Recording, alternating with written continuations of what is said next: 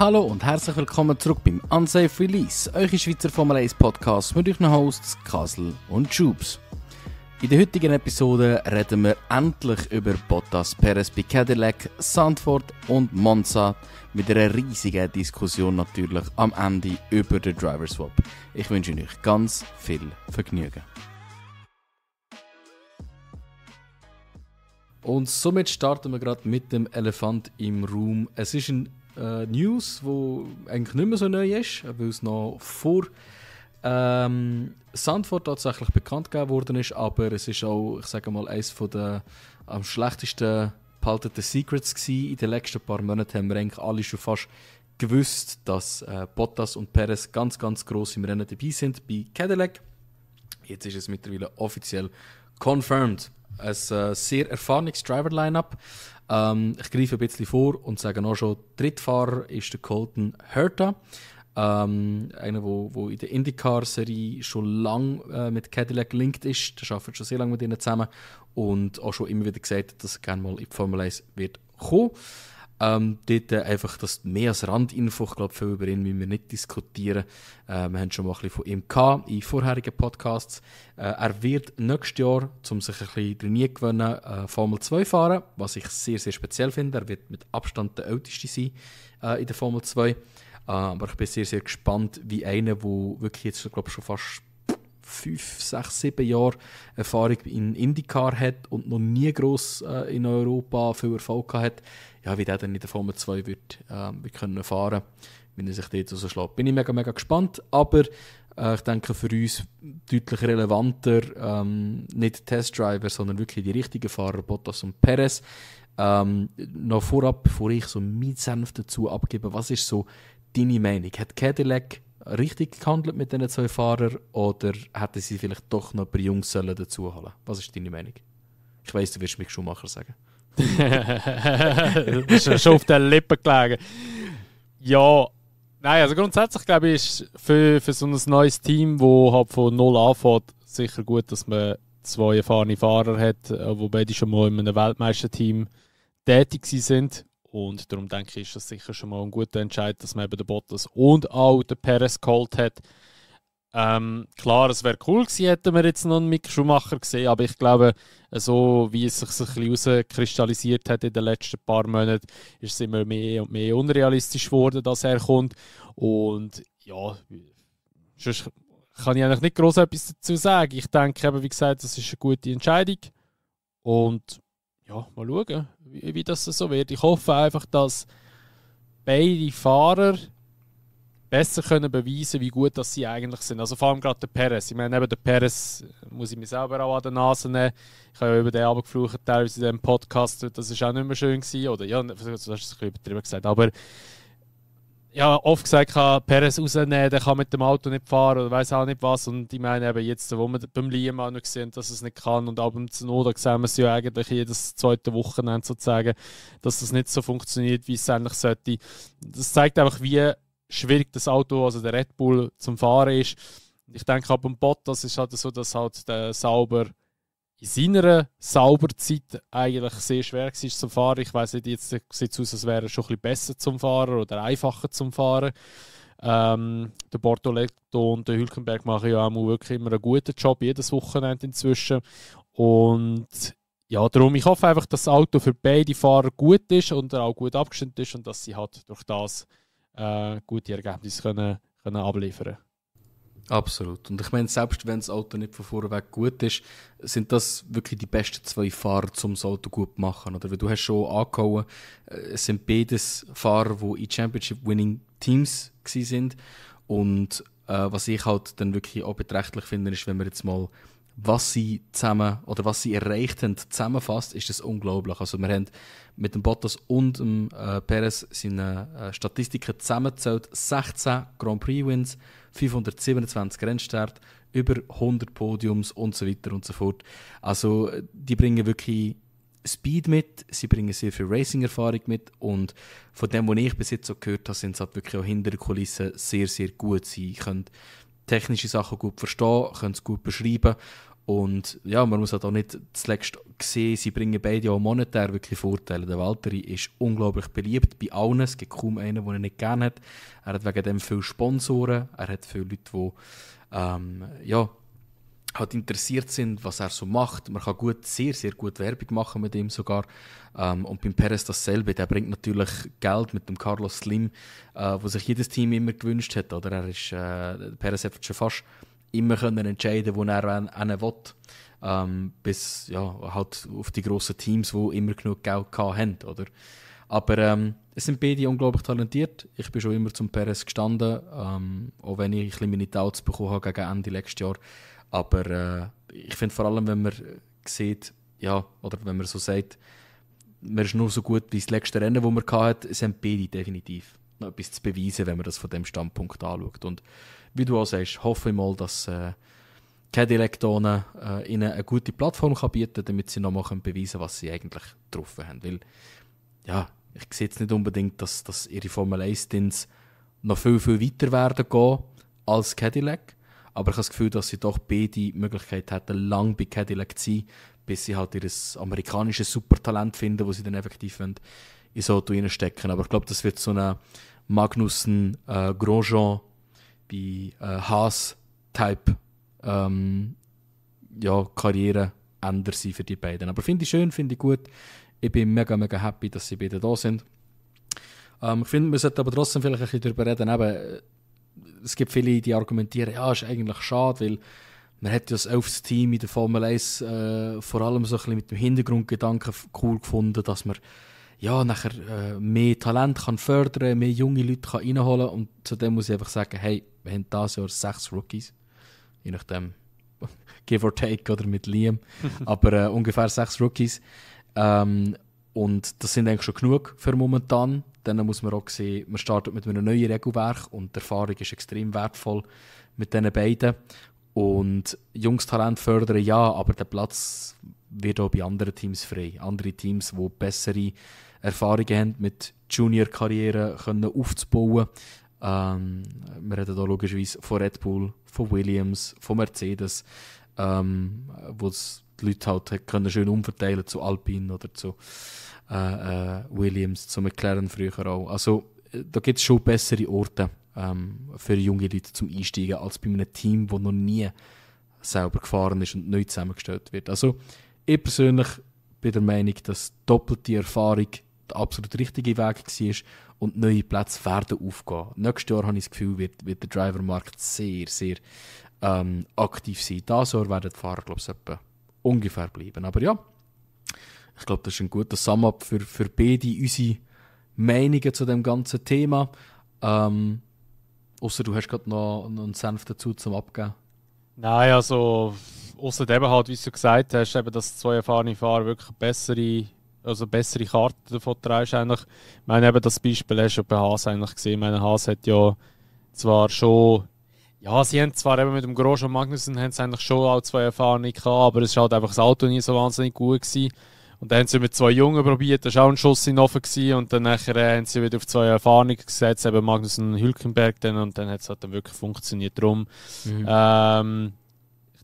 ich denke, Cadillac wird schon nicht schlecht dastehen. Ich bin wirklich gespannt, wie sie einsteigen werden. Weil du darfst aber nicht vergessen, die Sicher haben ja die ganze Zeit im Hintergrund entwickelt und sind ja noch nicht beitreten eigentlich in der Formel 1 und haben ja kein Budget gehabt. Die haben ja können voll Geld rausballern für Entwicklung und haben ja eigentlich sich einfach nur an der FIA gehalten, was die für Updates rausgehauen haben. Und das dürften wir ja auch, wenn du weißt, es gibt ja das Regelwerk oder wie das neue Auto muss sein für 2026, darfst du dir privat so etwas bauen eigentlich, das ist ja öffentlich. Und so hat ja Cadillac jetzt die ganze Thema gemacht, respektive, wie heisst es, Andretti. Und darum, da wird schon noch lustig werden. Ich könnte mir vorstellen, dass vielleicht Cadillac ziemlich stark wird 2026 einsteigen. Ja, es ist nicht ab der Welt. Ich meine, schau an, die allererste Season von Haas starten sie direkt mit Punkten, oder? Und dann nicht wenig. Also sie haben immer wieder Rennen gehabt, wo sie wirklich gut dabei sind. Also es ist absolut möglich, dass man nicht gerade einen Williams 2019 Start hat während dem Ganzen. Und die Frage ist in meinen Augen mehr, ob sie es dann über die Jahre aufrechterhalten können. Und vor allem, sie reden halt schon davon, dass sie kommen zum Gewinnen. Und dann ist die Frage, was ihre Erwartungen sind. Ob sie wirklich, ja, halt das dann durchziehen und ich sage noch, den Biss haben in der Formel 1 das zu erreichen. Oder ob sie einfach das nur machen, um, hey, da haben wir ein bisschen Geld und schauen, dass der Markenauftritt gut ist. À la Alpine, oder? Also wir haben schon alles gesehen in den letzten paar Jahren. Teams, die einfach Geld reinbuttern, um noch mehr Geld zurückzubekommen aus dem Ganzen. Und Teams, die effektiv gewinnen wollen. À la McLaren, à la Aston Martin. Ich weiss, die sind noch nicht sehr weit, aber die werden kommen, da bin ich immer noch überzeugt. Oder also, das wird für mich so ein bisschen spannender sein. Ist das wirklich ein Team, das die Ambition hat zum Gewinnen, oder ist es einfach ein Team, das jetzt gerade auf einen Hype aufsteigt? Und ich glaube, das ist das, wo für mich am interessantesten wird sein, so ein bisschen rausfiltern aus dem Ganzen. Ja, voll. Genau. Aber ja, sonst ist eigentlich vor Zandvoort Monza nicht viel passiert. Auch sonst Off-Track gibt es nicht viel. Wir haben am Ende noch etwas zum darüber reden. Aber ich würde sagen, wir gehen direkt mal zu Zandvoort rein. Schöne Sommerpause gewesen in dem Sinn, aber eben sehr, sehr ruhig. Es war fast schon ein bisschen zu erwarten gewesen dieses Jahr. Grundsätzlich, Zandvoort, muss ich sagen, ist eines der besseren Zandvoort-Rennen gewesen, in meinen Augen. Wir hatten einen sehr, sehr, sehr coolen Start gehabt, mit ganz viel Fighting, vor allem vom Verstappen. Und dort hatte ich ganz am Anfang wirklich schnell ein bisschen Gacki in der Hose gehabt. Ich habe gedacht, das kommt nicht gut. Und dann habe ich gemerkt, nein, ist Verstappen. Weil der hat sich auch sofort wieder gefangen dort bei dieser, kurz vor dieser ersten sehr steil bankten Curb, wo der Danny ja mal seine Hand gebrochen hat, hat er ja so ein bisschen einen Ausrutscher gehabt. Und ich habe dann einfach in dem Moment gedacht, so, ich glaube, jeder andere Fahrer hat jetzt dort einen Crash gemacht und sollte nicht mehr fangen. Und er fängt es und tut sich so einfügen, dass er direkt wieder vor dem Norris kann verteidigen kann. Also, gerade zum Start habe ich mal direkt mal wieder Hut ab Max Verstappen sagen. Ja, also der Move war richtig krass gewesen. Ich auch denke so, wo das Heck so ausgebrochen ist, so, jetzt ist es nicht gut. Aber er hat es doch noch wieder abgefangen, das Ganze. Und einfach allgemein, ich liebe es einfach, wenn der Max vorne nicht auf P1 startet, sondern eben so P2 oder vielleicht irgendwie, sonst irgendwie so hinten nachfährt. Und du siehst einfach, wie der sich vorkommt. Und das ist einfach immer eine Gefahr in jedem Rennen. Du darfst den Verstappen nicht abschreiben. Und das finde ich einfach so geil. Aber da muss man auch ehrlich sagen, das kannst du irgendwie nur beim Verstappen auch sagen. Also ich würde jetzt mal so behaupten, klar, ein Hamilton dazu mal, wo der Mercedes-Ära, wo sie so hure stark waren, hast du auch immer müssen sagen, so, ja, der Hamilton darfst du halt auch nicht abschreiben, weil der, wenn er hinten startet, der kommt schon vor. Aber ich würde schon wirklich auch sagen, das ist einfach halt auch gewesen, weil das Auto so richtig stark war die ganze Zeit. Und bei Max ist es halt einfach schon als Auto, das gleich nicht so schlecht ist, aber es ist halt einfach der Fahrer, der halt einfach auch hure viel ausmacht. Und das ist so lustig, mit dem zuzuschauen. Seine Funksprüche und alles drum und dran. Und dass er eigentlich gleich in einem Auto fährt, wo ja, wenn wir jetzt halt im Vergleich zum Yuki schauen, wo wahrscheinlich wirklich so die Average Pace wäre, sage ich jetzt einmal. Vielleicht ein bisschen weniger, vielleicht ein bisschen drunter. Was einfach der Verstappen-Effekt ist einfach so krass jedes Mal. Und, also ich meine, ich bin ja auch nie ein grosser Verstappen-Fan gewesen, aber jetzt wirklich, vor allem jetzt dieses Jahr, wo er halt nicht mehr die ganze Zeit gewinnt und einfach hinterher nachfährt und seine Interviews und alles, was er gibt, er ist einfach schon, dort ist er schon ein hure geiler Sieg. Er fährt einfach mit, weil er Spass hat, das merkst du einfach. Und ich glaube, so zu fahren ist für ihn viel amüsanter als einfach da vorne wegfahren.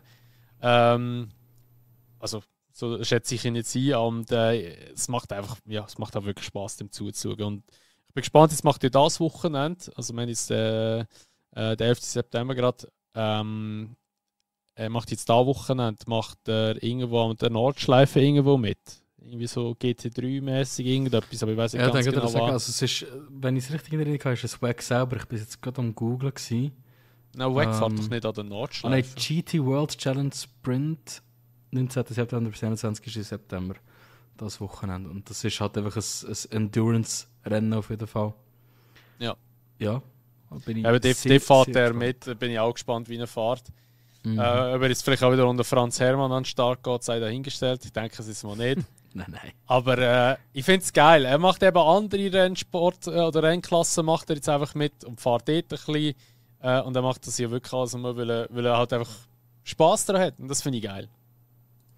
Ja, das ist halt eben, das ist einfach, Verstappen ist ein Racer durch und durch. Also das ist einfach seine Welt und wie du sagst, ich glaube einfach, das überdimensionale Interesse an Racing macht halt nachher schlussendlich aus, dass er so gut ist. Oder er kommt heim, er fährt Simracing. Wenn er nicht Simracing fährt, geht er irgendwie das Auto mal probieren, dann dort, dann tut er mal für sein Verstappen Racing Team etwas testen.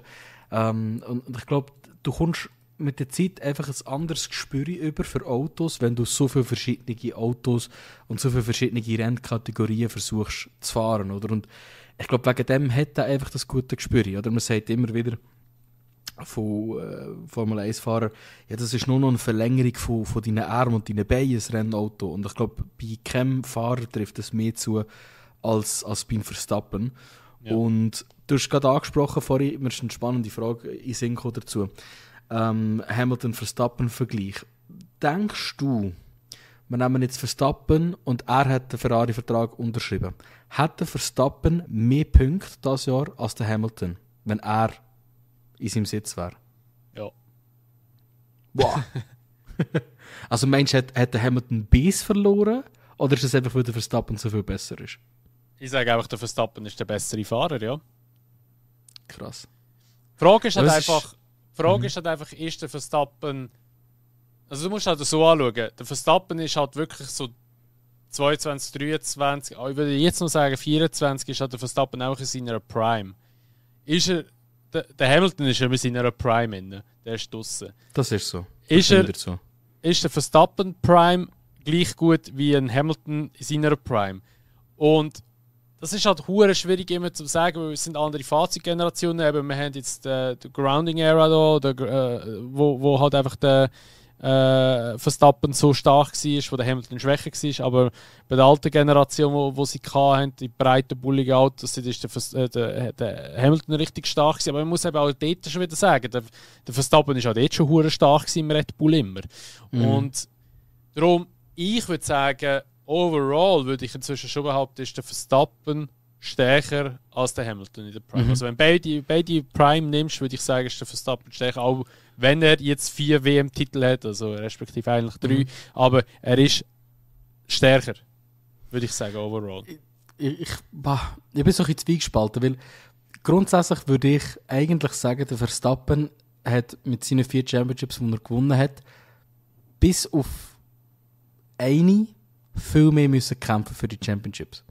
Also über 23 will wir gar nicht diskutieren. Das war ein Geschenkter. Dort hat auch ein Leclerc damit gewonnen, auch ein Norris hat mit dem Auto Championship gewonnen. Ja, wenn kein Verstappen gewesen wäre, wäre es ein Perez geworden, schlussendlich, ja. So in die Richtung. Absolut. Aber wenn ich jetzt das 24 anschaue, das hätte er gerade so gut können verlieren mit ein paar schlechteren Performances. Er hat aber einfach immer den zweiten geholt, wenn er nicht gewonnen hat.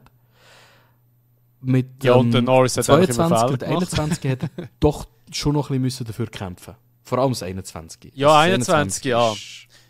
Unglaublich. Und 22, ja, hätte eigentlich auch müssen mehr kämpfen, wenn Ferrari ihm das Ganze nicht so einfach gemacht hätte. Genau. Also dass er 22 gewonnen hat, ist Ferrari ihr verschuldet. Da bin ich überzeugt. Ja. 100%. Würde ich auch schon sagen. Also ist Ferrari, also ist Leclerc Zweiter geworden? Nein, der Dings, der Perez ist der Zweite dann geworden, glaube ich. Oder? Ja. Also sie wenn ich es richtig in Erinnerung habe, haben sie es eben knapp nicht mehr können verteidigen in den letzten 2-3 Rennen. Ich weiss es gar nicht. Oder sogar im letzten. Oder mal. Könnte man mal fact-checken. Auf jeden Fall, was mich eben doch wieder ein bisschen in Richtung mal Hemi ist eigentlich schon der bessere Fahrer tüpft, ist okay, der Hemi hat über längere Zeit ein dominanteres Auto gehabt. Nicht ganz so dominant wie Max in 23er-Karren. Aber wenn wir, 4 Rennresultate wird ändern, wäre der Hamilton 11-facher Weltmeister. Und das ist das, was mich halt doch wieder auf die Dinge überbringt. Okay, wenn du ein schnelles Auto hast, musst du dann trotzdem die Resultate liefern. Ein Bottas zum Beispiel hat es ja auch nicht geschafft. Wobei, ich finde, ein Bottas-Hamilton-Vergleich ist ähnlich wie ein Verstappen-Perez-Vergleich. Nur ist denen nicht so viel aufgefallen, weil halt ich würde sagen, dass bei Mercedes ist schon mehr so gewesen, dass wenn der Bottas ist schon immer mehr mit vorne noch gefahren. Also weißt, er ist jetzt nicht Spitze gewesen, also zwischen Hamilton und Sepp sind schon immer die zwei wirklich nochmal einen rechten Sprung voraus gewesen. Aber dann ist schon gerade der Bottas gewesen. Und beim Perez wirklich so jetzt gerade 24 und so ist schon mehr so gewesen, dass der Perez doch auch recht abgeschlagen war. Das ist ja eher hinten nachgefallen wie jetzt ein Yuki auch. Das sind doch ein paar Plätze dazwischen gewesen noch. Also ich würde schon sagen, dass so Wingman-technisch dazu mal der Bottas doch besser gestanden ist als der Perez am Schluss dann, will ich mal so behaupten. Und by the way, 2022 Leclerc ist Zweiter geworden in der WM und Ferrari auch. Ah, doch Zweiter? Ja. Okay. Aber um 3 Punkte. Um 3 Punkte vom Perez weg. Wow. Ja, eben. Viel zu tight eigentlich, wenn du das so vergleichst. Jetzt muss ich gerade schnell wundern. Ich bin einfach so in der Auffassung, dass die durchschnittliche Zeit zwischen Bottas und Hamilton nicht viel anders ist als Bottas zu Hamilton nicht viel anders ist als Verstappen zu Perez, nur ist das Field eigentlich viel näher aufgerutscht. Ich habe gehofft, ich finde gerade Daten dazu, aber ich finde nicht. Ja, aber ich sage grundsätzlich ist etwas in meinen Augen in der letzten Zeit oder vor allem im 25 jetzt offensichtlich geworden, und zwar einfach, dass der Hamilton, wie du vorhin angedeutet hast, nicht mehr in seiner Prime ist. Weil der Hamilton hat vor 2-3 Jahren in meinen Augen angefangen nachzulassen. Er hat angefangen Fehler zu machen. Und ich glaube eben, dass der Fight im 21 mit dem Verstappen ihm nochmal so ein bisschen das Beste aus seiner Prime hat rausgekratzt. So. Also, er hat dank dem Verstappen noch in seine Prime können erreichen, aber ich glaube, der Hamilton kommt nur in seine Prime oder fährt nur gut, wenn er weiss, er kann gewinnen. Weil das ist das, was er von vorne weg könnte. Er ist in die Formel 1 reingekommen und hat gerade gewinnen und dann hat er den Base gehabt zum Gewinnen. Und ich glaube, wenn er merkt, das Auto ist nicht genug gut zum Gewinnen, fährt er nicht so gut. Und ja, es ist halt einfach evident, mit so Fehlern, wie bei ihm halt im Sandwort zum Beispiel passiert sind. Er ist ja dort, nach etwa 20% vom Rennen oder so, hat er selber einen Fehler gemacht. Er hat einen Oversteer gehabt, hat nicht zu fest korrigiert und ist dann knapp in die Bande reingeprasselt. Das ist verdammt hart eigentlich, weil ein paar Meter weiter vor und er wäre nicht in die Bande reingeprasselt. Aber es ist passiert und es ist halt leider nicht der erste Fehler, wo wir von ihm sehen dieses Jahr. Wegen dem, ja, was haltest du von seiner Performance im 25 und auch von dem Fehler jetzt dort in Sandford? Sorry, ich bin noch schnell kurz da am Schauen gewesen, ob ich etwas finde. Ich habe noch so eine Anpassung zugelassen. Alles gut. Also Hamilton und Bottas, ich habe ChatGPT gefragt.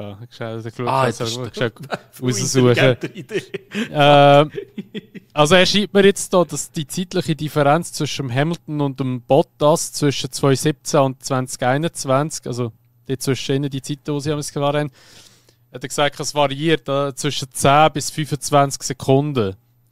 Es ist schwierig, um das wirklich zu sagen. Okay. Aber ich denke mal, wenn jetzt so der Durchschnitt nimmst, bist du etwa so bei 12,5 Sekunden, weißt du? Sagen wir jetzt mal das.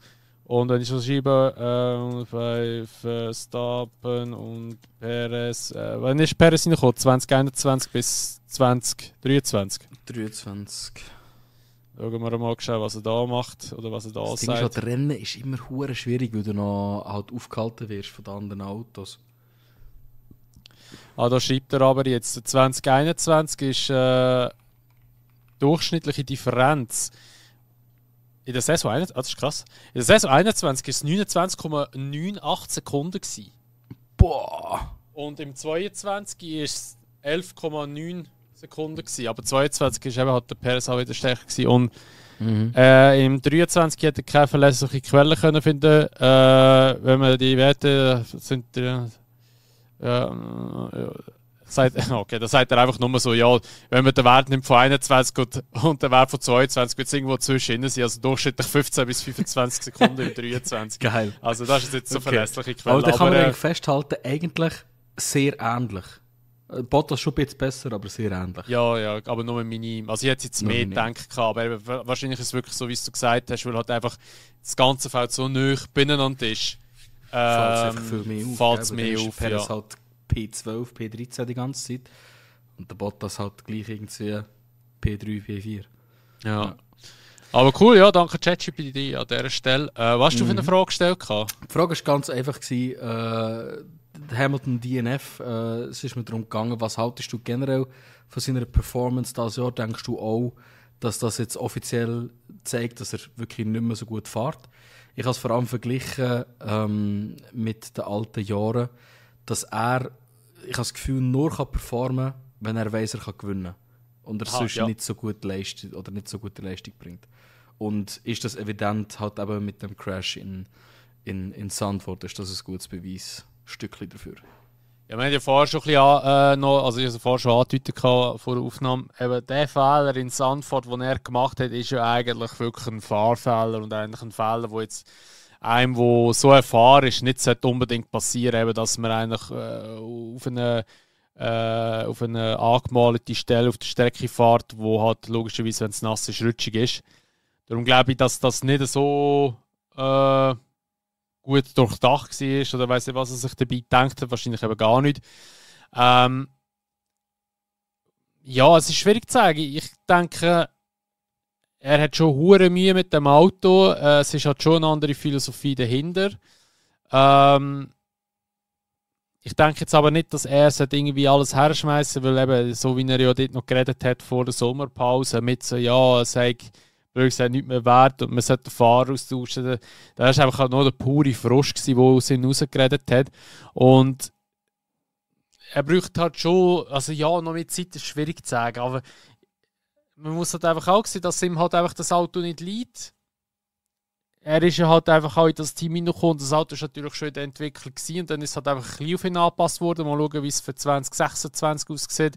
Weil das Auto kann man dann eher auf ihn anpassen, sage ich jetzt mal, schon in der Grundphilosophie her. Und ich glaube, es hat darum, also es hat ja sehr viele Gerüchte gegeben, dass er vielleicht ja jetzt schon zurücktritt und so, weil er eben so am Boden zerstört sei und so. Ich denke, das macht er nicht, weil ein bisschen Grips hat er ja schon auch und denkt sich, ja, eben 2026 ist nochmal alles neu, neue Motoren, neues Auto und eben neue Möglichkeiten schlussendlich. Und ich glaube, dass dann nachher das Ganze vielleicht Ferrari Karten spielt. Wer weiß, vielleicht ist Ferrari nächstes Jahr wieder richtig stark. Wir haben sie eigentlich schon dieses Jahr erwartet, nachdem dass sie ja letztes Jahr so extrem gut abgeschossen haben gegen Schluss. Aber ja, wer weiß, vielleicht wird es besser umsetzen. Und dann läuft vielleicht das plötzlich auch wieder viel besser beim Hamilton. Aber ich sage halt schon, dass der Fehler in Zandvoort schon, schon fast ein bisschen ein Rookie-Fehler war, schlussendlich. Oh, ja. Ja, Rookie, ja, aber es ist halt schon so, es ist einfach schlichtweg ein Fahrfehler und du kannst es wie nicht wirklich verteidigen.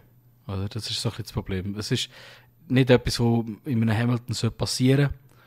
Und ja, ich hoffe für ihn, dass er die Kurve noch ein bisschen kriegt das Jahr, dass er noch ein bisschen Motivation bekommt für nächstes Jahr. Aber also ich bin ganz ehrlich, ich glaube, wenn nächstes Jahr sich mit dem neuen Regelwerk herausstellt, dass Ferrari nie ist, dass ihm das Auto immer noch nicht passt, ich glaube, dann wird er, wenn nicht nur eine Auszeit nehmen, vielleicht sogar einfach ganz sich zurückziehen von der Formel 1. Weil er hat fast alles erreicht, was man erreichen kann. Fast. Ja. Also ich denke auch, dass er, wenn er aufhören will, kommt er auch nicht mehr zurück. Also das ist definitiv so. Ja, aber das Ding ist halt, ich glaube, was ihn momentan einfach noch treibt, ist der Frust, dass der Max Verstappen ihm das weggenommen hat oder der FIA ihm das weggenommen hat. Alles erreichen, was man noch kann. Und wenn dich nur noch Frust antreibt, weiss ich nicht, wie viel Bock er hat, nochmal zurückzukommen, wenn er jetzt aufhören würde. Das sehe ich schon auch. Von dem her, ja, wir sind mal gespannt, was dort so passiert.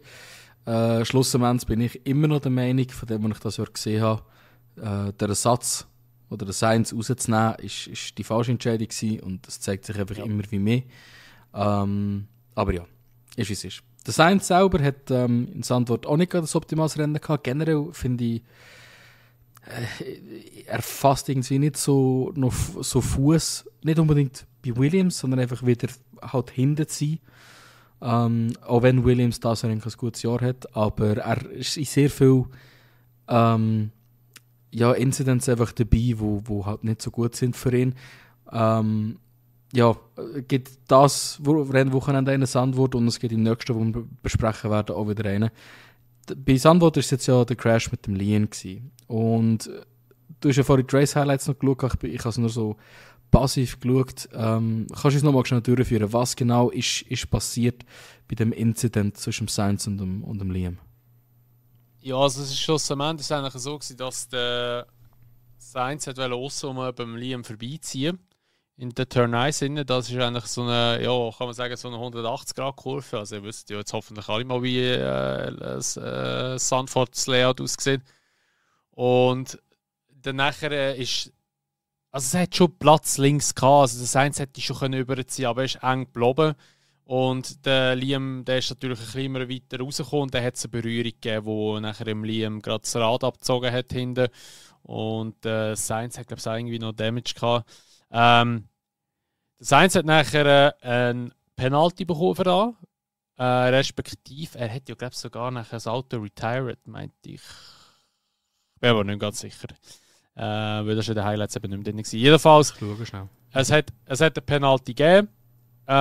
Ich weiss, er hat ihn abgesessen. Die Problematik ist halt einfach dass das Ganze ist halt ja, nicht so wahnsinnig fair gegenüber dem Sainz, kann man sagen, weil die Stewards haben ein bisschen gegen ihn entschieden, weil man hat eben gesagt hat, so, ja, hätte aussen noch mehr Platz gehabt, wieso hat er nicht aufgetan? Hingegen kann man auch sagen, ja, wieso hat der Liam überhaupt rausgezogen dort? Also, es ist so ein bisschen dafür und dawider. Schwierig, da so eine Meinung zu bilden. Ich persönlich, wenn ich jetzt bei den Stewards gehockt wäre oder so, wenn man den Vorfall anschaut, ich hätte dem jetzt einfach ein Racing-Incident hätte ich das gewertet gehabt. Also einfach halt ein Rennunfall, aber nicht irgendwie eine Partei bestraft. Schlussendlich hat die Stewards haben es anders gesehen und Williams sieht es halt immer noch ein bisschen anders. Die haben ja das Right of Review eingeleitet. Dann ist es so, dass man halt einfach muss signifikante Video- oder einfach Telemetriedaten vorweisen oder Beweis vorweisen. Wo die FIA noch nicht hat.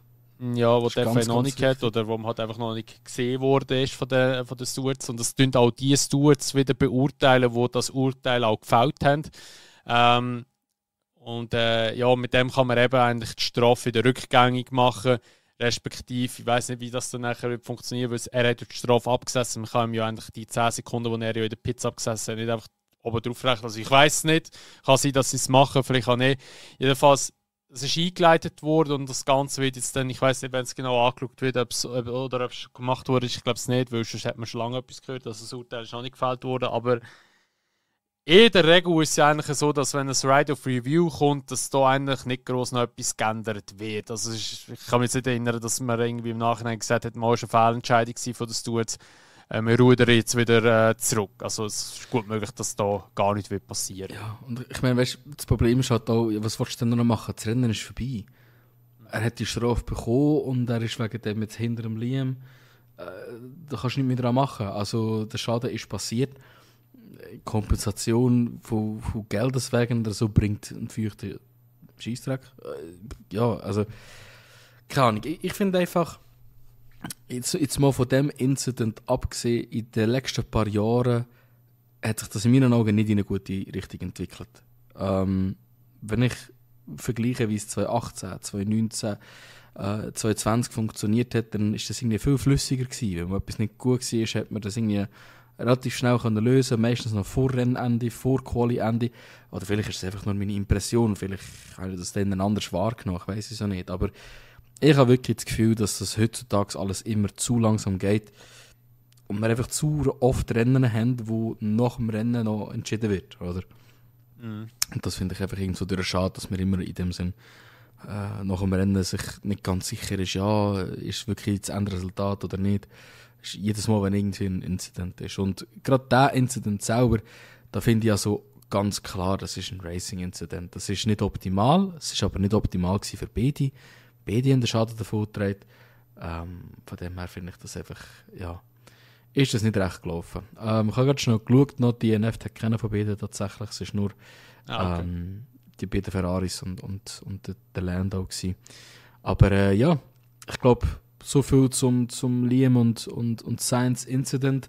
Ich würde sagen, wir gehen gerade zum nächsten Ferrari, der DNF hat. Da haben wir ein wunderschönes Meme daraus bekommen, der Taliban Tonelli.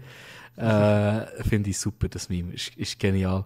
Hast du sicher auch schon gesehen, wie sie Ja. so fährt, nachher mit der arabischen Musik im Hintergrund. Ja. Super. Das ist wirklich geil. Aber ja, was soll ich sagen? Man merkt die Unreife von Antonelli. Ich glaube, das beschreibt eigentlich den ganzen Incident sehr gut. Es ist aber nicht so, auch da wieder, dass man unbedingt hässig muss auf ihn sein wegen dem. Es ist schon auch ein Racing-Incident, aber mit Verschuldung von Antonelli. Würde ich jetzt mal so behaupten. Und auch der Leclerc war ja gar nicht hässig gewesen. Er hat gesagt, er versteht es, er hat das auch probiert, vor allem wenn er so jung in seiner Racing-Karriere ist. Also er hat auch dort sehr viel Verständnis gezeigt und das finde ich schon richtig so. Schade für Ferrari. Liebe Ferrari-Fans, ich hoffe, ihr habt euch wieder erholt. Es tut mir recht leid für euch.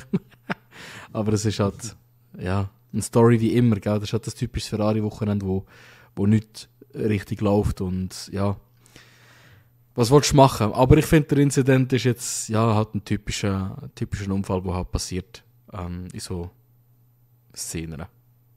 Ja gut, also der Kimi ist ja dort aus der Box rausgekommen und hat ja eigentlich so ein bisschen... Hat ja ein bisschen den Undercut hat er ja gehabt wegen dem. Und ich glaube, es hat einfach versucht gehabt... Oder ist Leclerc aus der Box? Ich weiß es gar nicht mehr. Leclerc oder Kimi aus der Box gekommen? Leclerc aus der Box gekommen. Ist Leclerc aus der Box gekommen? Ja, könnte sein. Jedenfalls, man hat auch gemerkt, also, der Kimi wollte einfach jetzt nicht, dass der Leclerc vor ihm ist und hat auch probiert es jetzt einfach gerade, wenn er schon nicht vielleicht gerade mit dem rechnet. Ja, was soll ich sagen? Grundsätzlich ja, es ist halt so ein kleiner Rookie-Fehler auch wieder, kann man sagen, wie beim Hamilton. Aber es ist halt einfach einerseits mega schade für Ferrari, ein Nuller geholt dort. Und ich meine, der Leclerc hat das ganze Rennen dort einsam und verlassen in dem Naturschutzgebiet verbringen. Der hat ja nicht abgeholt werden, weil dort kein Gefährt reinfahren. Es sind aber ein paar geile Shots dabei rausgekommen. Ja. Das war cool, wenn er dort gehockt ist. Das war so lustig. Ich auch einfach so dort müssen das Rennen zuschauen. Wie es einfach, wie asozial sie ihn hure oft gezeigt hat, wie er dort muss hocken und zuschauen und so. Vor allem, das ist krass gefunden, der eine Steward, der eine Rennposten hat ihm ja sein Handy in die Finger gedrückt, dass er das Rennen weiterverfolgen kann. Du hast richtig gesehen, wie er aber so das Handy an den Kopf tut, um zu hören, was passiert und so. Er hat dem Crofty zugelassen wahrscheinlich dort. Ja, wahrscheinlich schon, ja. Ja, aber jedenfalls, also ich sehe es einfach so, es war komplett im Antonelli sein Fehler gewesen. Mhm. Definitiv, in meinen Augen, weil er war einfach nie in der Position gewesen, um den ihm irgendwie zu vorbeiziehen. Er hat einfach in der Stellbankurve innen probieren. Klar, man kann natürlich jetzt auch wieder sagen, so, ja, der Leclerc hat sich so irgendwie ein bisschen gesehen haben, oder weiss nicht, vielleicht hat er es einfach wirklich nicht gerade gesehen, der Leclerc, dass er kommt, keine Ahnung. Ich finde es auch sportlich vom Leclerc, dass er sagt, hey, okay, look, es kann passieren, ich bin jetzt ihm nicht böse oder so. Aber ja, man muss halt schon sagen, dass das im Antonelli sein Fehler war. Kimi ist aber noch bei Ferrari entschuldigen, ist dann nachher zu ihnen gegangen. Nach dem Rennen. Ja, finde ich finde es von beiden wirklich ein Class Act. Aber es ist halt, bei Antonelli habe ich persönlich auch noch ein bisschen mehr Geduld als mit vielen anderen Fahrern. Weil ja, er hat halt extrem wenig Erfahrung im Open Wheel Racing. Er ist vom Karting in die Freca, von der Freca in die Formel 2 und dann direkt in die Formel 1. Und ja, finde ich, ist zu wenig Zeit, wenn du nicht Max Verstappen bist. Und ich glaube, das enthüllt sich halt wirklich leider, dass der Kimi nicht ein Verstappen ist. Ich habe das lange von ihm gehalten. Aber da müsst ihr jetzt wirklich langsam Kurve kriegen, dass wir das von ihm auch sagen können. Aber ja, absolut im Antonelli seine Schuld. Was ich noch beträchtlich finde, ich weiss nicht, das habe ich einfach so noch nie gesehen, ist, wie der Frontflügel kaputt gegangen ist. Er hat einfach ausgesehen, als ob er normal draufgehört wäre. Ja. Habe ich einfach lustig gefunden. Keine Ahnung, wie er so dick war, bei meiner Nase. Hat irgendwie lustig ausgesehen. Das ist so, ja. Genau. Aber ja, vom einen DNF ins nächste. Etwas, was wir heutzutage ganz, ganz selten sehen, sind Motorschäden. Und genau das ist ausgerechnet im Norris passiert. Ausgerechnet mit einem Mercedes-Motor, die eigentlich so, sagen, reliability-technisch in den letzten paar Jahren fast die besten sind eigentlich. Ja, aber krass, einfach während dem Fahren, wahrscheinlich Hydraulik oder Öl, weil es hat weißen Rauch hinten rausgegeben, das ist meistens so ein bisschen Hydraulik oder Öl, wo von davon brennen. Und ja, hat er einfach angehalten, irgendwie, was war es, 12 Runden vor Ende oder so ungefähr. Also wirklich hart. Nicht, dass ich jetzt das Gefühl habe, er hätte den Piastri unbedingt noch aufholen können.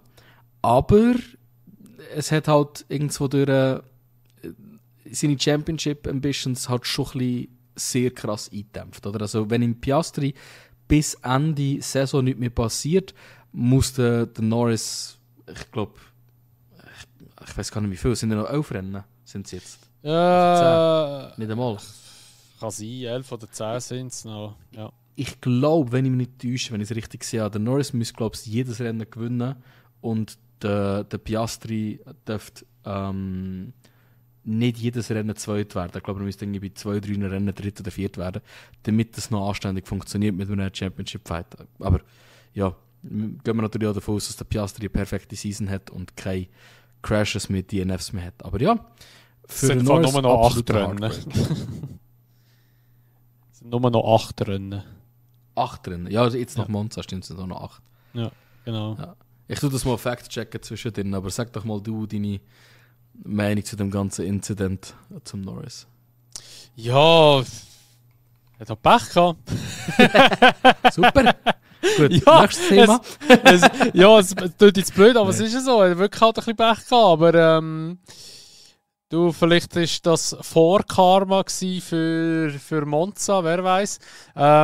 Schlussendlich, ja, ich meine, es kann auch im Piastri kann ja auch passieren. Es kann jedem passieren. Es ist natürlich einfach halt, man muss halt da schon ein bisschen den Norris auch wieder ein bisschen in Schutz nehmen, muss man sagen. Also, weiss wieder, muss man schon ein bisschen in Schutz nehmen.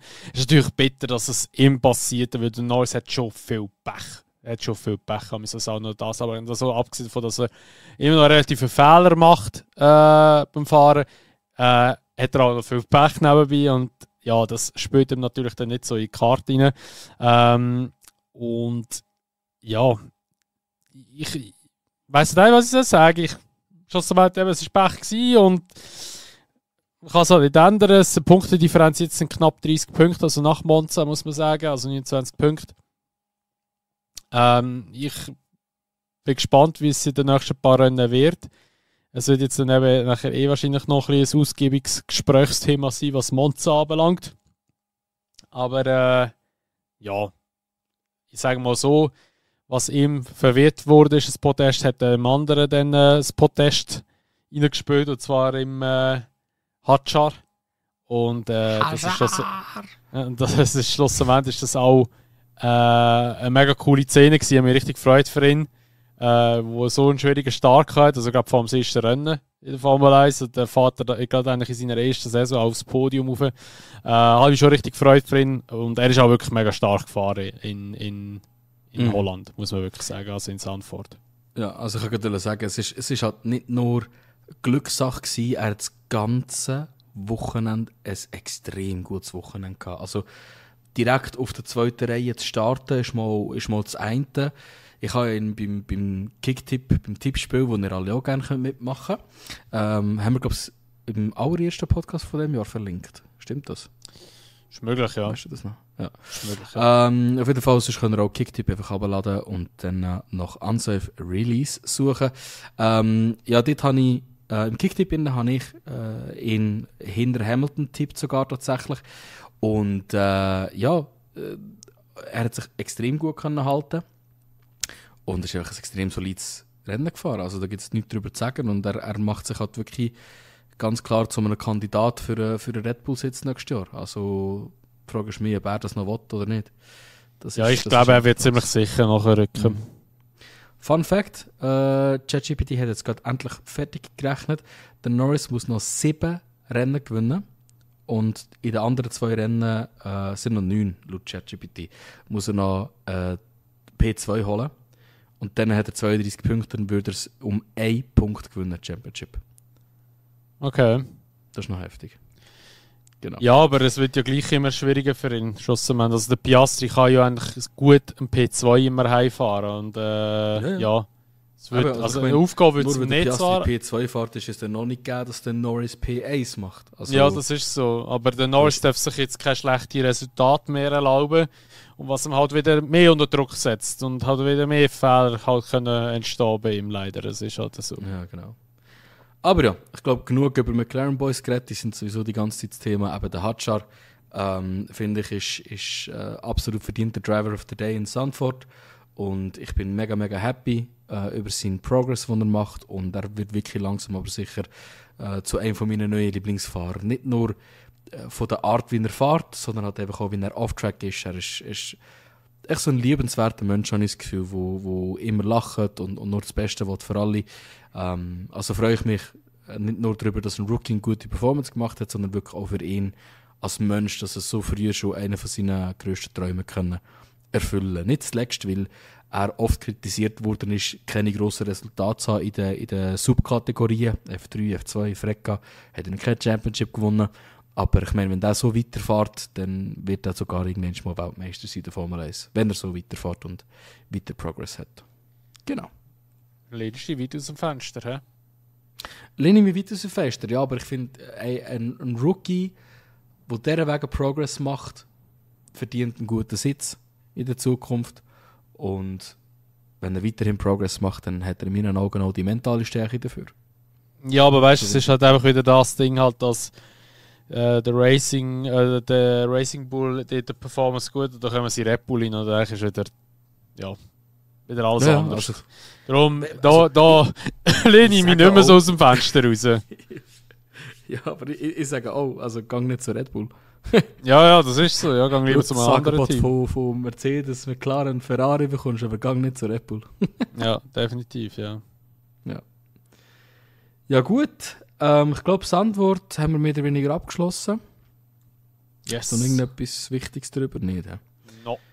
Alles gesagt, was gesagt werden muss. So wie das Antwort gestartet hat, mit einem richtig geilen First Lap Battle, hat auch Monza gestartet.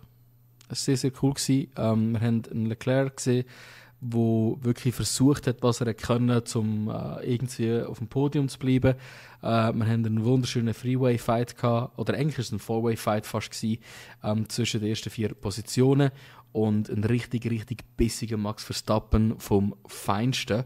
Schon vorweg wollte ich hier noch direkt sagen, das ist eines von Verstappen seine besten Rennen gewesen. Ich würde sagen, sicher das beste Rennen von diesem Jahr. Aber wenn du in Betracht ziehst, wo der Tsunoda gefinisht hat, wenn du in Betracht ziehst, wie schlecht das Auto bis jetzt generell war, diese Saison, und dass er nachher 20 Sekunden vor allen über die Ziellinie fährt, absolutes Chapeau. Das war ein unglaublich gutes Rennen von ihm, das eben, wie ich schon angedeutet habe, mit einem sehr, sehr coolen Start angefangen hat. Ja, also ja, in Monza hat man halt einfach wieder gesehen, dass der Max Verstappen halt der Max Verstappen ist und einfach gefahren ist, ja, wie halt ein Weltmeister muss fahren oder fahren sollte. Und ich habe es einfach so geil gefunden, wie er einfach den Norris so durchgenommen hat am Anfang, wie er ihn einfach einmal am Start so einen kleinen Rasen geschickt hat.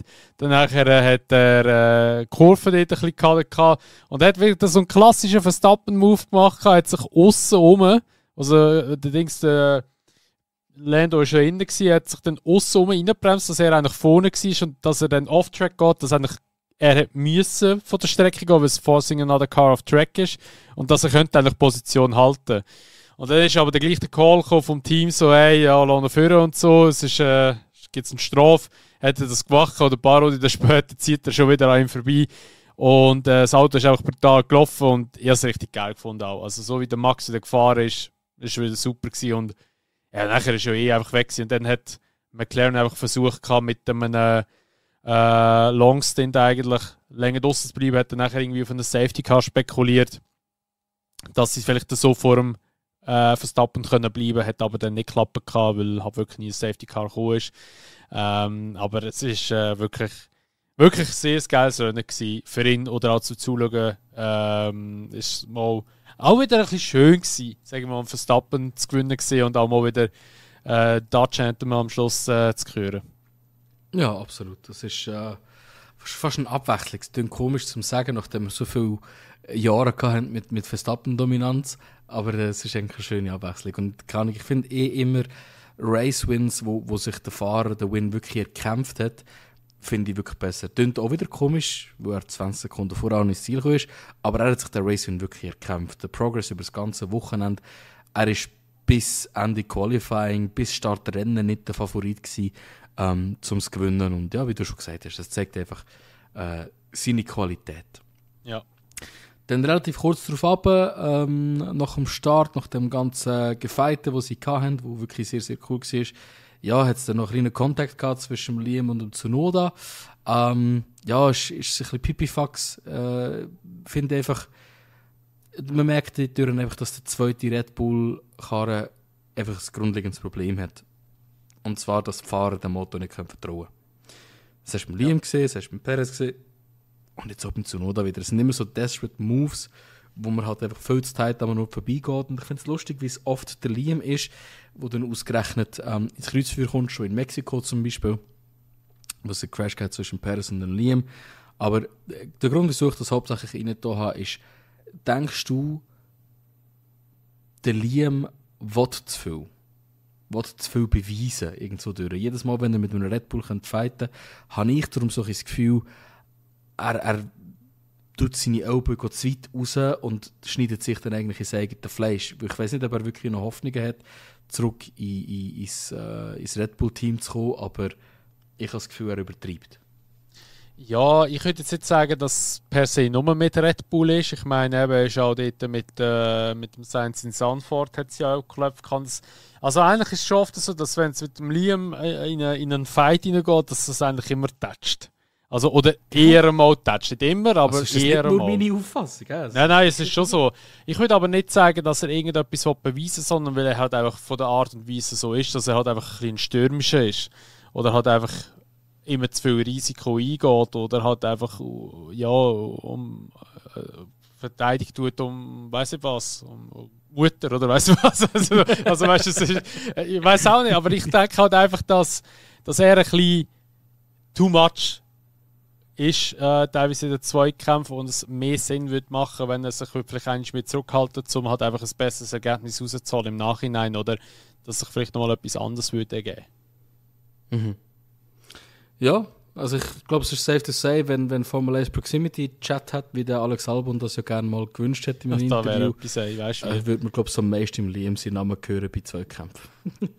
Das ist so, ja, das Video habe ich auch gesehen. Das wäre wirklich ganz geil. Ja, aber so wie es bei Tsunoda und Liam gerebelt hat und etwas in dem Sinn wieder mal kaputt gegangen ist, Tsunoda hat gar keine Freude gehabt übrigens, der hat gesagt, it was unnecessary oder so etwas. Ja, es hat etwas anderes auch ein bisschen nachgelassen, nämlich im Alonso seine Radaufhängung. Sieht man auch sehr, sehr selten heutzutage. Also ich war sehr erstaunt gewesen, dass, weißt du, wenn du vergleichst, es gibt Incidents, wo du richtiges Wheelbanging hast und Fahrer fahren ineinander rein und es schlitzt halt der Reifen auf. Wie zum Beispiel jetzt beim Sainz und beim Liam letztes Wochenende in Zandvoort. Und im Alonso ist nichts derwegen passiert und einfach nur, weil er über Curbs gefahren ist, hat die Radaufhängung einfach aufgegeben. Du hast es ganz genau gesehen in der Slow-Mo-Wiederholung, es hat einfach aufgegeben. Fahrt drüber und das Auto hängt runter. Ich muss sagen, ich hatte zuerst die ganze Zeit das Gefühl gehabt, er hat hinten rechts einfach eine Platte. Aber ich habe das nur erwartet, dass er einfach seine Radaufhängung aufgibt. Und ich finde es krass, dass er er hat schon reagiert darauf, aber man hat so ein bisschen gemerkt, so, ja, es ist jetzt halt wieder, es ist halt einfach passiert. Oder? So ein bisschen, ich glaube, der Alonso hat langsam ein bisschen die Schnauze voll. Ja gut, er sollte schon lange aus der Formel 1 aus. Also nicht, weil er nichts kann. Ich meine, wenn er will, oder respektive wenn das Auto auch gut ist, dann fährt er auch gut.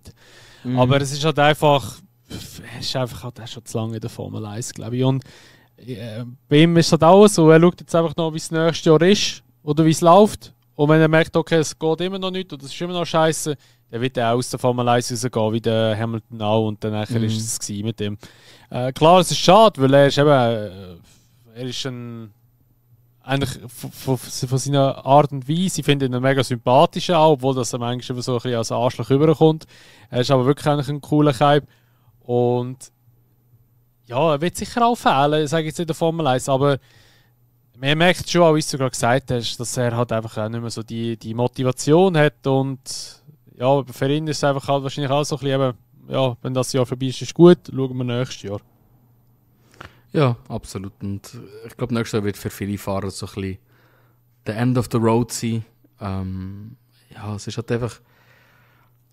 Ja, ich glaube, wir müssen noch einmal darüber diskutieren, ob wir die Dingsregeln gut finden, Motorenregeln oder nicht. Das ist, keine Ahnung, ich bin super. Aber das kann man ja mal in einem Special-Podcast wirklich noch ein bisschen... Ja, also was ich nur schon reinwerfen ist, ich könnte schon wieder kotzen, weißt du? Der hat irgendein Doppel hat das Poster gehabt, dass die Kerren 400 km/h laufen. Ja, logisch. Da könnten wahrscheinlich die heutigen Autos auch, wenn man nicht Aerodynamik richtig drauf haben. Wenn du alles flach stellst, wird die Dinge logisch laufen, die 400 km/h.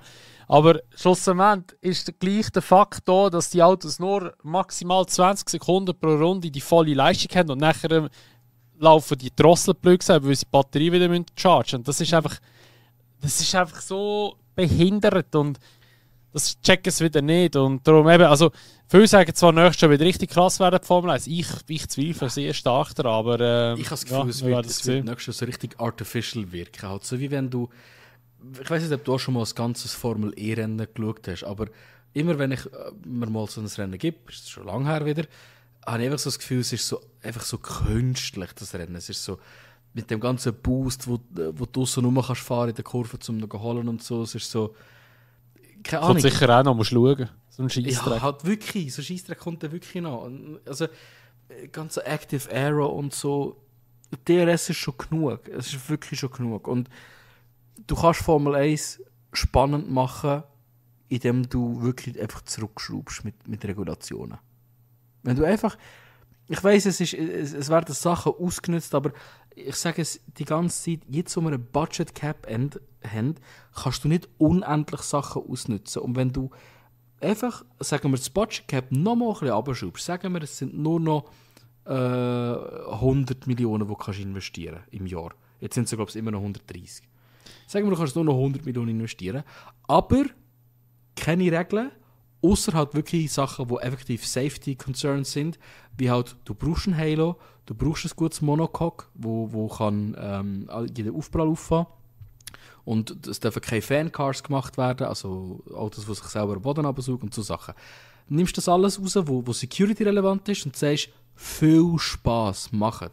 Das wäre so unglaublich interessant zum schauen, was sie für neue Lösungen und Ideen haben. Und ich habe nicht das Gefühl, dass es wirklich unmöglich ist. Ich weiss, ich bin kein Ingenieur, aber es ist einfach in meinen Augen zu stark reguliert. Und ich wäre wirklich dafür, dass man einfach ein Budget gibt und sagt, viel Spass machen. Ich glaube, das wird Formel 1 wieder viel spannender machen.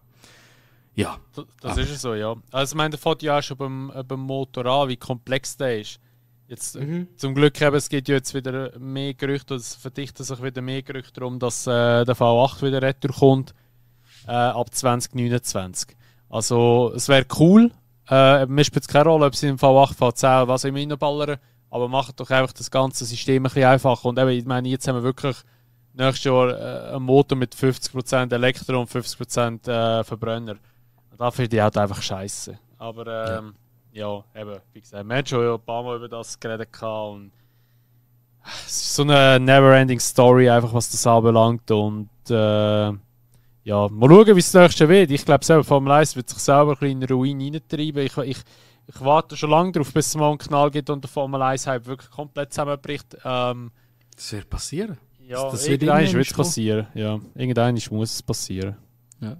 Es hat sich jetzt etabliert, dass der führende Motorsport, aber irgendwann ist, wird vielleicht auch eine andere Motorsportserie vorkommen. Who knows? Vielleicht wenden sich einmal ein paar von dem ganzen Zirkus ab und gründen ihre eigene neue Art von Formel 1.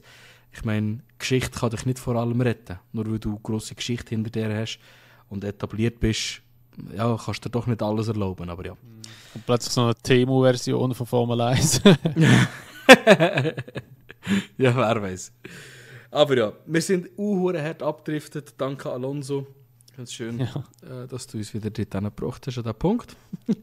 Was haben wir für eine riesige Kette gehabt, dass wir über das geredet haben? Keine Ahnung, jetzt sind wir wirklich extrem abgeschweift, ja. Aber dann gehen wir einfach kalt und trocken ins nächste Thema rein, nämlich der Berman-Sainz Contact. Und jetzt ist der Sainz wieder am Receiving End gewesen. Nein, aber nicht. Jetzt war der Berman am Receiving End gewesen. Wenn ich mir so ein bisschen Gedanken mache darüber, würde ich schon auch sagen, der Sainz hat reingezogen und im Berman zu wenig Raum gelassen. Andererseits, der Berman ist am Überholen gsi, hat aber nicht die ganze Autolänge vorne dran gehabt, wobei man sagt, ja, was ist es, Front-Wing oder Fronträder müssen am Seitenspiegel sein oder etwas. Und das ist, glaube ich, nicht ganz der Fall. Also es war so ein bisschen Knebe in der Mitte von ihm. Also hat der Sainz wahrscheinlich das Gefühl gehabt, ich muss ihm nicht so viel Platz lassen. Vielleicht hat er auch nicht gecheckt, dass er schon so weit vorne ist. Ich finde es vom Sainz ein bisschen ein komischer Move. Ich finde es vom Berman aber auch ein bisschen ein waghalsiger Move. Ich würde aber niemals irgendeinem von denen eine Strafe geben. Und jetzt haben wir 2 Incidents nacheinander, beides mal mit dem Sainz leider, wo ich in meinen Augen einfach einen Racing-Incident gesehen habe und wir haben eine Penalty bekommen. Und dann nicht nur einfach irgendeine Penalty, es war ein 10-Sekunden-Penalty gewesen. Ich finde das mehr als zu grob für das, was passiert ist. Ich finde, maximal hat man eine 5-Sekunden-Strafe geben können.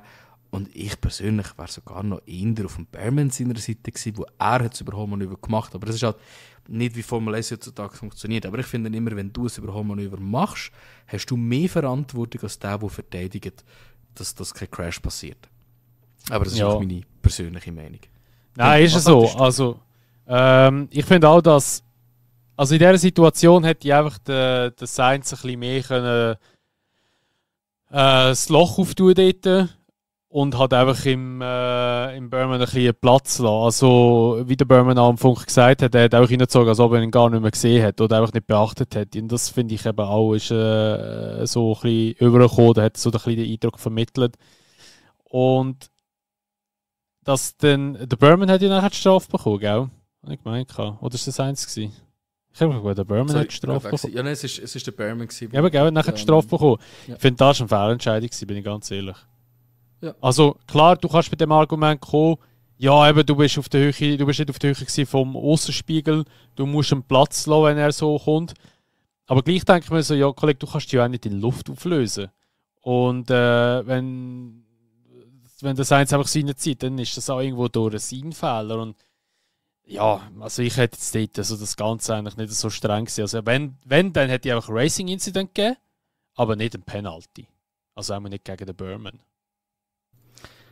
Denkst du, dass, und das sollte wirklich definitiv nicht so sein, Sandwort eine Rolle gespielt hat in der Entscheidung von dieser 10-Sekunden-Penalty?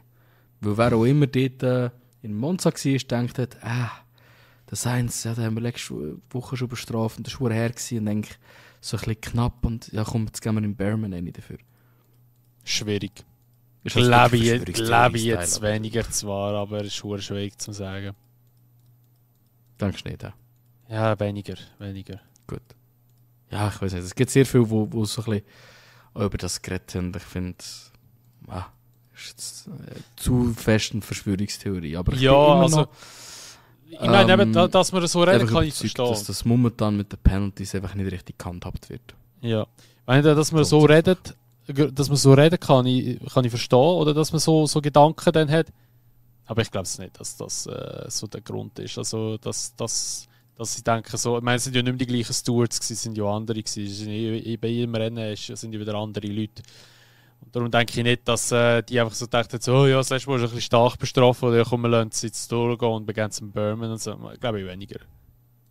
Okay, gut. Ja. Ist eine interessante Ansichtssache, aber ja. Bin ich absolut auf deiner Seite. Schlussendlich eben, ich glaube, wir können zusammenfassen, eine unverdiente Penalty für einen Berman, ein Incident, das in meinen Augen ein Race-Incident gewesen wäre, maximal eine 5 Sekunden Strafe oder eine Verwarnung. Ja. Dann, bevor wir noch zum offensichtlichen Thema kommen, wollte ich noch schnell das Thema Antonelli anhauen. Der hat ja wieder nach Sandwort schon ein schlechtes Rennen, jetzt 9 schlechtes Rennen gehabt. Und hast du ein bisschen gehört, was der Toto über ihn gesagt hat? Ja, genau nicht. Ich habe nur mitbekommen, dass er ihn nicht so verteidigt hat, wie er es schon immer macht. Ja, genau. Also das ist auch so ein bisschen das, was ich weiss. Ich habe zwar nicht Quotes in dem Sinn vom Toto, aber er hat inzwischen immer extreme Schutz genommen. Aber er hat so etwas along the lines, wie gesagt, kein Quote, ist nicht das, was er gesagt hat, er hat etwas along the lines gesagt von, es ist langsam Zeit, dass er etwas zeigt. Und bin ich schon auch im Toto seiner Meinung. Ich will gerade schauen, ob ich es sogar vorholen kann. Aber ich finde, Antonelli zeigt bis jetzt einfach nicht die Leistung, die er sollte in diesem Jahr. Was denkst du? Ist das deiner Meinung auch so? Ja gut, eben, ich glaube, bei ihm ist ein bisschen das Problem, dass er halt in die Formel 1 reingekommen ist und da hat es geheißen, ja, das ist der zweite Max Verstappen oder so ziemlich wie der Verstappen. Und er ist effektiv nicht schlussendlich, auch wenn er jetzt noch aufdrehen will. Ich meine, Verstappen hat von Anfang an immer gut geliefert gehabt. Bei ihm ist es halt einfach nicht der Fall. Und wenn du halt einfach vergleichst, die Zeiten zum Russell, und klar, man kann jetzt sagen, ja, Russell ist ja schon länger in der Formel 1 und alles drum und dran. Ja, aber wenn er so wäre wie ein Verstappen, wäre er sicher auch von der Zeit her näher bei einem Russell, sage ich jetzt einmal. Und ich finde schon auch, ja, ein Antonelli muss mehr abliefern oder besser abliefern, weil nächstes Jahr Mercedes protzt ja schon lange um, dass der Motor nächstes Jahr für ihn phänomenal wird sein. Und ich glaube, so Mercedes ist ganz klar das Ziel, nächstes Jahr wieder um Championship zu fighten. Und da brauchen sie halt einfach einen zweiten Fahrer oder sie brauchen schlussendlich einfach beide Fahrer, die halt regelmäßig Punkte reinholen können oder auch aufs Podium können fahren oder gewinnen können. Und wenn das nur eigentlich sozusagen der Russell im Moment eher schafft, dass er immer mitfahren kann davon und eigentlich so ein bisschen dabei ist, dann ist das Mercedes nicht und dann nachher müssen sie halt wegen einer Alternative umschauen. Vielleicht Max Verstappen, wer weiß. Das Gerücht ist ja auch lange immer rum gewesen, dass der Verstappen könnte zu Mercedes wechseln. Und ich denke für den Antonelli, also es haben ja beide immer noch keine Vertragsverlängerung bekommen. Ich denke beim Russell ist ganz klar der Fakt, dass er entweder den Verstappen nicht im Team haben und das Vertrag festhalten oder dass er nicht einen Einjahresvertrag möchte. Und beim Antonelli wird man es wahrscheinlich auch ein bisschen rauszögern, bis man weiss, okay, er kann es gleich das Ruder rumreißen oder halt nicht. Schwierig zu sagen, aber ich denke, es wird so in die Richtung gehen. Und also ich bin ehrlich, ich glaube, dass wenn einer von beiden einen Jahresvertrag bekommt und Verstappen nächstes Jahr bei Red Bull nicht zufrieden ist oder eine Ausstiegsklausel aktiviert wird, dass er rausgehen kann, dann ist dann der Toto der Erste, der auf der Matte steht beim Verstappen. Ja, absolut. Also anscheinend hat er immer noch nicht aufgegeben. Ich bin immer noch mit ihm in Kontakt, von dem, was ich gehört habe. Oder? Und ja, da kannst du noch so viel Vertrauen in den Antonelli haben. Ja, irgendwann wird das einfach rebeln müssen, wenn es so weitergeht. Oder? Ja. Und ich glaube, das ist eben evident in den Kommentaren, die er gebracht hat. Ich habe es jetzt hier gefunden. You can't put the car in the gravel bed and then expect to be there, and all of the race was underwhelming. Also das ist schon mal krass. Underwhelming. Also es ist was ist das beste Wort zum Übersetzen auf Deutsch? Underwhelming. Ja. Ja, was soll ich sagen? Ja. Unter aller Sau. Nein, ich weiß doch auch nicht. Und ja, enttäuschend. Ja. Underwhelming. Beeindruckend. Ja, ist eigentlich schon enttäuschend, heisst das eigentlich. Ja. Oder unbeeindruckend vielleicht. Ja, das ist vielleicht gar nicht so schlecht. Ja, das würde noch eher passen, ja. Ist auf jeden Fall eine klare Aussage. Es war unbeeindruckend gewesen, die Leistung. Aber er sagt, it doesn't change anything in my support and confidence in his future. I believe he's going to be very, very, very good. But today was underwhelming. Hat es das zweites Mal wiederholt. Und dann hat er halt so etwas darüber geredet, von wegen, ja, sie wollen versuchen, ihm ein bisschen Ballast wegzunehmen, ein gutes Wochenende würde ihm gut tun. Und danach hat er schon wieder angreifen. Also angreifen, hat er gesagt, oder auch das mit dem Gasly, das dürfte nicht passieren. Der Kimi sollte nicht einmal eine Sekunde an einem Gasly verlieren. Und das sind halt schon einfach Kommentare, wo sicher auch ein bisschen an seinem Ego gekratzt haben, aber vielleicht ist auch genau das, wo der Antonelli halt braucht. Oder dass man jetzt mal ein bisschen ernst Klartext redet und einfach sagt, es ist eigentlich nicht genug. Aber ja, ich denke... Vielleicht braucht er den Druck. Vielleicht braucht er den Druck einfach. Ja, also weißt, er hat schon genug Druck wahrscheinlich, oder viel Druck, aber vielleicht braucht er eben genau den Druck noch, weißt, vom Toto selber, weil jetzt hat er immer gewusst, so vielleicht insgeheim so, ja, der Toto ist ja eh auf meiner Seite. Aber was ist jetzt plötzlich, wenn er sich muss beweisen? Vielleicht hilft mir ja das. Absolut, absolut. Das Ding ist, Mercedes ist definitiv nicht in einer Lage, wo sie für euch irgendetwas kämpfen können. Aber wenn sie es wären, wären sie nur mit einem Wagen in dieser Situation. Und es gibt ein anderes Team, bei dem funktioniert das ist Red Bull. Und bei denen funktioniert es, weil ihr andere Fahrer einfach dieser Wegen gut ist. Und das ist der Russell einfach nicht. Der Russell ist kein schlechter Fahrer, verstehe mich nicht falsch. Aber wenn Mercedes vorher kämpfen würde, sie die Championship verlieren, weil der Antonelli nicht kann mithelfen. Oder er muss mindestens nur jedes 3., 4., 5. Rennen kann mithelfen. Und das ist einfach nicht genug gut für Mercedes, ein Team, das in dieser ganzen Zeit, wo sie gefahren haben, eigentlich sich nur als Gewinner gewöhnt haben. Oder? Und von dem her, ja, reicht das einfach nicht, wenn du nicht beide Fahrer vorne noch mitfahren hast. Punkt. Ja, das ist so definitiv. Genau. Dafür aber, wenn beide Fahrer vorne noch mitkämpfen hast, kann das eben auch ein bisschen zu Problemen führen. Problem, das man aber selber noch mal ein bisschen zu komplex machen kann, indem man irgendwelche Regeln erfindet untereinander. Ich denke, es ist klar, über was ich rede. Papaya Rules. Papaya Rules und Driver Swap bei McLaren. Ich gebe da direkt mal meinen Senf dazu ab. Die ganze Situation war komplex gewesen. Ja.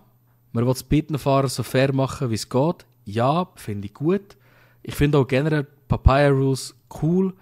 In dem Sinn, dass man sagt, fairer Fight untereinander. Ich habe aber wirklich Mühe damit, mit dieser Entscheidung. Okay, als Norris-Fan habe ich mir so gedacht, weißt du, wie wäre das, wenn sie jetzt wieder zurück wechseln, die Positionen, weil es ist eigentlich nicht in Norris-Fehler. Und dann habe ich mir sofort gedacht, ja, aber das ist dumm.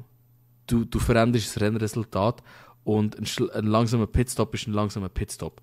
Und das Einzige, was für mich die Reaktion von McLaren würde justifizieren, wäre, dass der das Rad anmachen musste, mit Absicht sabotiert hat. Dann würde ich verstehen, dass sie es wieder zurückgewechselt haben. Aber ich persönlich hätte gesagt, schau, scheiße gelaufen. Und ja, ich weiss, wir haben dir versprochen, dass du nicht hinter ihn gehst, aber ein langsamer Pitstop ist etwas, das niemand beeinflussen kann. Es ist passiert, versuch den Platz so wieder zurückzuholen, wir unterstützen dich dabei. Ich finde, das ist der richtige Way to go, weil die gleiche Situation am Ende des Jahres im letzten Rennen, wo potenziell Championship entscheidet, kannst du mir nicht sagen, dass sie noch das Gleiche machen würden. Wenn sie weiterhin so Regeln beibehalten, sollen sie das machen. Aber sobald sie die Constructors Championship gewonnen haben, sollen sie aufhören damit. Und sie einfach go at it, lass sie machen und hör auf mit Driver Swaps. Weil sobald sie Constructors haben, gibt es in meinen Augen keinen Grund mehr, einen Driver Swap zu machen. Weil du hast schon alles und es wird ganz klar einer von deinen Fahrern gewinnen. Also, meine Meinung, ganz klar, der Driver Swap tut Formel 1 nicht gut. Das ist meine Meinung dazu. Ja, also ich hätte jetzt irgendwie gehofft, dass du da doch ein bisschen mehr kannst mitempfinden, wieso dass sie das gemacht haben und so. Und da gibt es eine hitzige Diskussion, aber ich kann da eigentlich nur zustimmen. Also, ich kann es nur verstehen. Schlussendlich ist das. Jetzt muss ich gleich ausholen.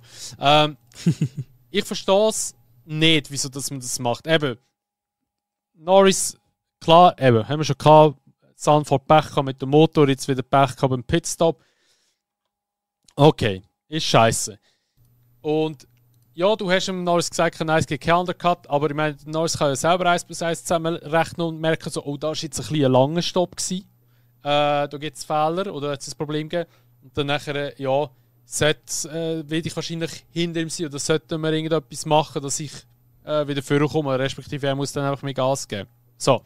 Und dann habe ich auf TikTok ein Video gemacht. Und ich weiss, TikTok ist immer eine schlechte Referenz, weil, ja, jeder 0815 TikToker ist, oder der, der schaut oder was auch immer, ist Formel 1-Experte.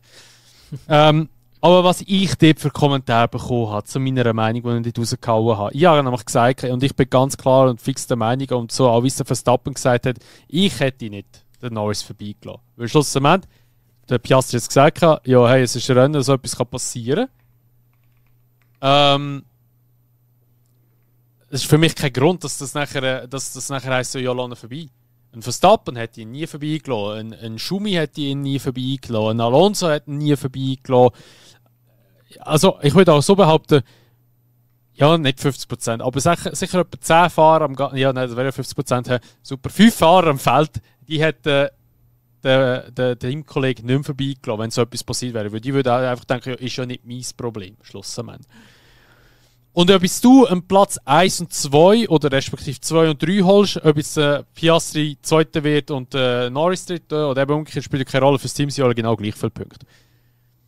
Und ja, wie du gesagt hast, nach Aserbaidschan, wenn beide jetzt 1-2 holen, ist gewinnt McLaren Championship Fahrerweltmeisterschaft, jetzt schon. Das ist eigentlich wirklich krass.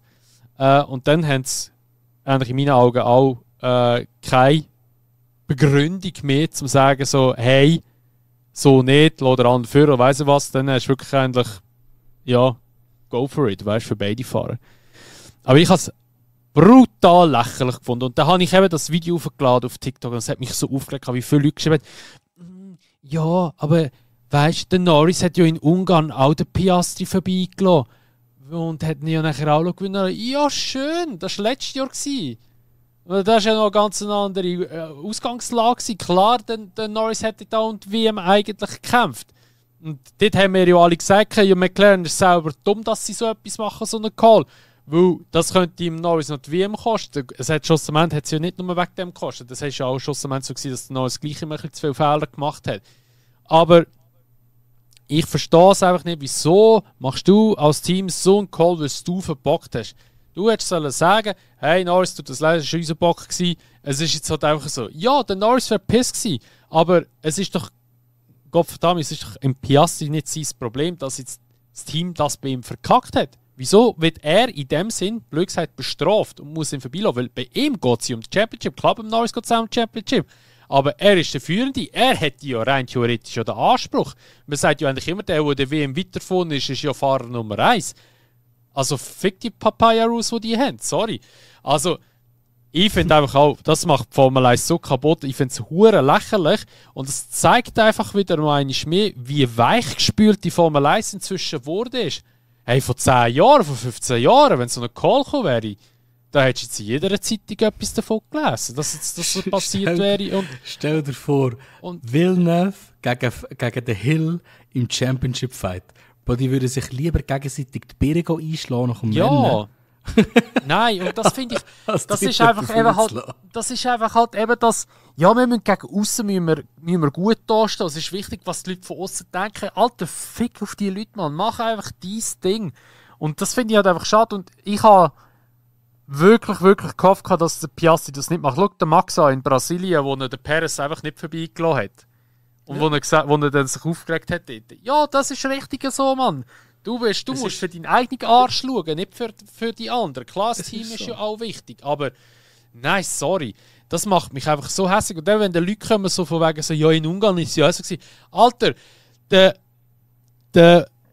Piastri hat den Norris in Brasilien 2-mal vorbeigelassen und der Tobu hat sich 3 gehabt und hat ihn nachher nochmal vorbeigelassen. Und dann kommen wir mit, ja, in Ungarn hat er auch vorbeigelassen. Ja, Alter, er hat es ja nachher wieder gut gemacht in Brasilien. Also, weißt du, ich verstehe das nicht. Und so Zeug macht mich richtig hässlich, weil es einfach so weich gespült ist. Sorry. Das macht mich wirklich richtig aggressiv. Weißt du, viele sagen ja einfach nachher, es ist nicht fair. Ja, logisch ist es nicht fair. Es ist Racing.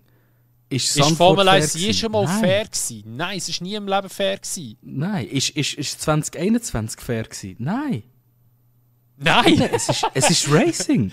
Das passiert. Entscheidungen werden getroffen und Sachen passieren im Racing, die man nicht kontrollieren kann. Und die Stopwatch sagt, wenn das Rennen anfängt und wenn das Rennen aufhört, und dann ist das Resultat das, was es ist.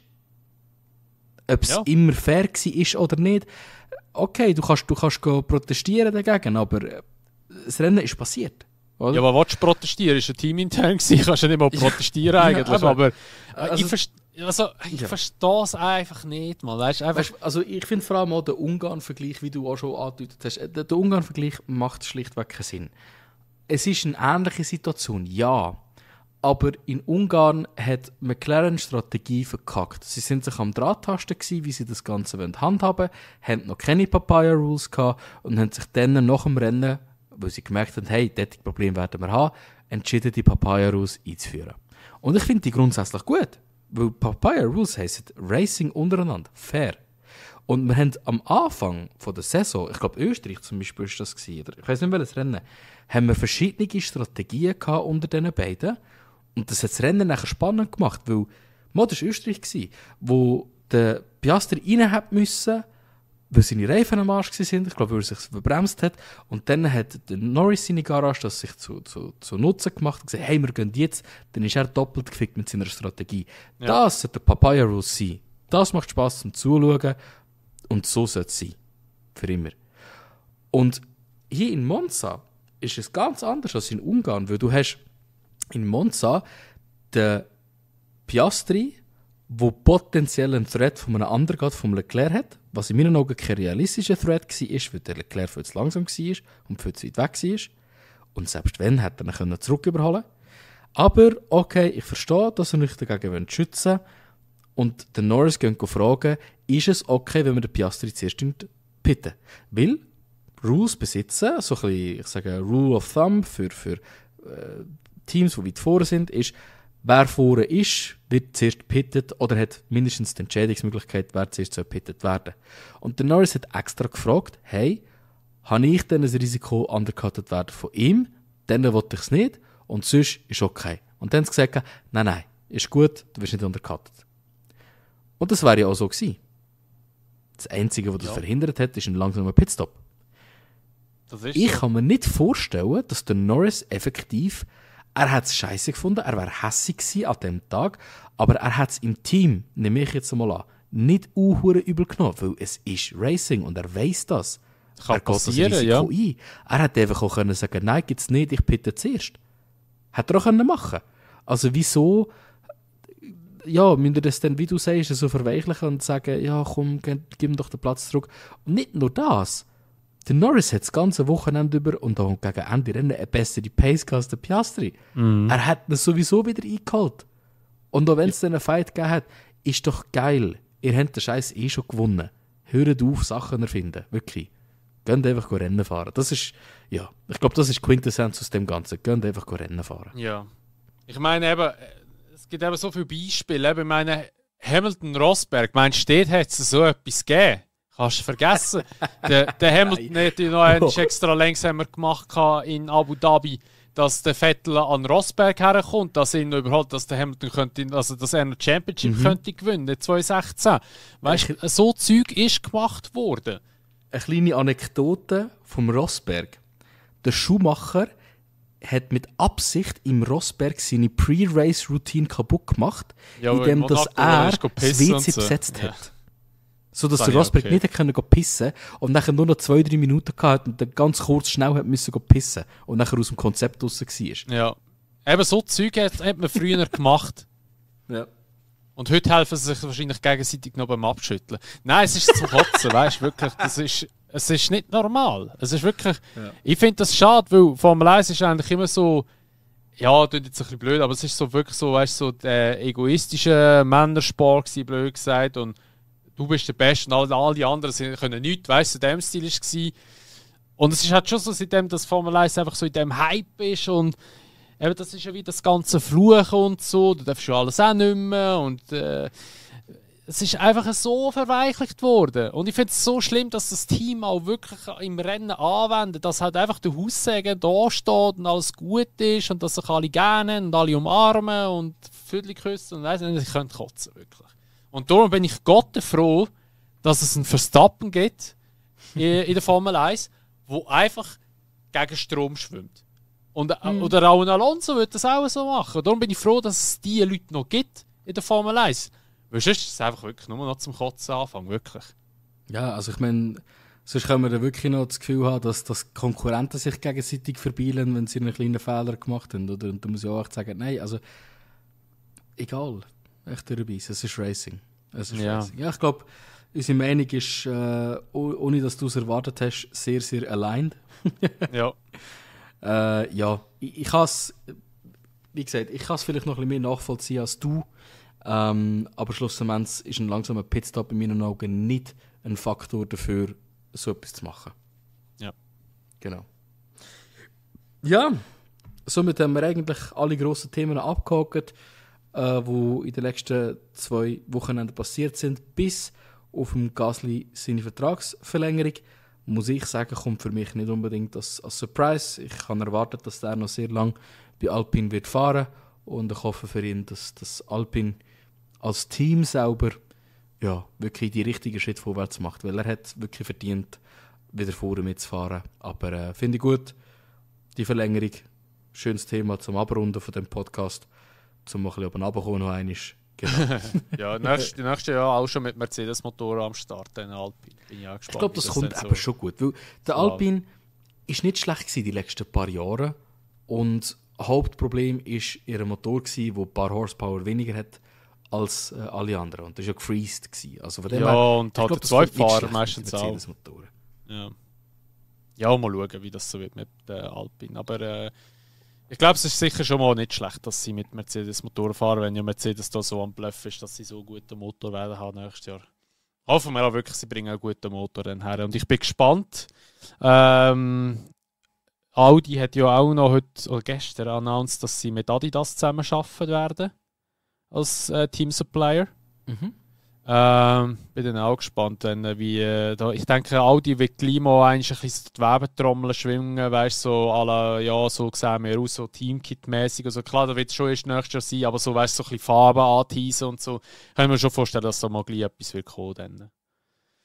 Aber werden wir dann sehen. Weil Formel 1-Saison 2026 startet ja schon Ende Januar.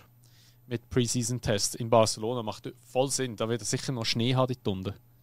Aber we will see. Gut.